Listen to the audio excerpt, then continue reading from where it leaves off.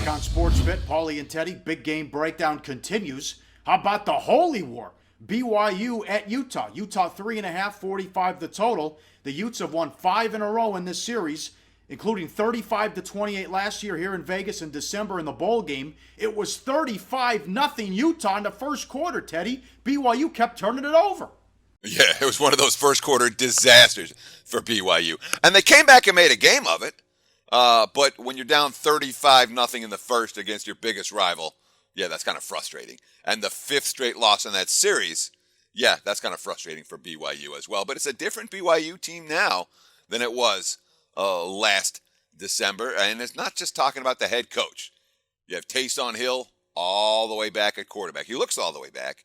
And Jamal Williams, who was an absolute monster in the backfield for this squad, looks to be all the way back at running back here. Hill, 21 of 29 for 202 yards and a touchdowns against Arizona. He also ran for 37, showed a little mobility.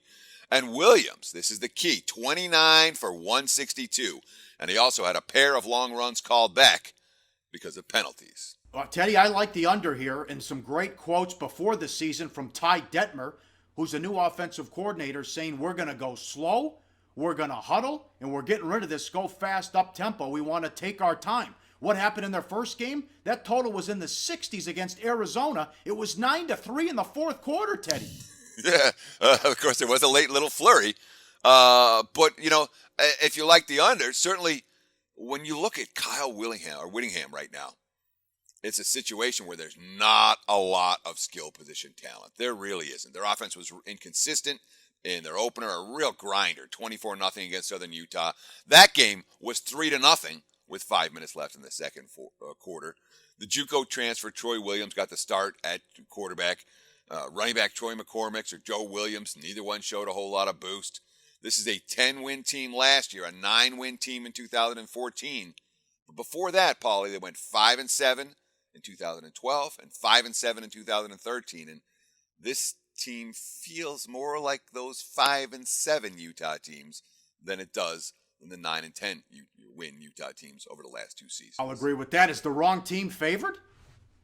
I'm interested in the BYU. It can be BYU or nothing. But, I mean, for all the success that BYU had at Arizona last week, they almost let that one get away.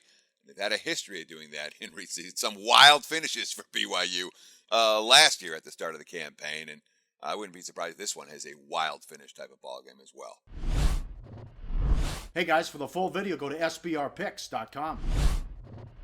So we're giving you picks every day, and you're probably making your own as well. Be sure to participate in SBR's weekly Twitter Bankroll Challenge. Just post your picks on Twitter with @SBRSportsPicks and the hashtag BetSBR before 1 p.m. Eastern Standard Time every day, Monday through Friday. We'll be betting your picks, and if the bankroll is positive at the end of the week, you could win the profits. Picks must be of events taking place that day and available in at least one of the major sportsbooks shown in our Best Sportsbooks page.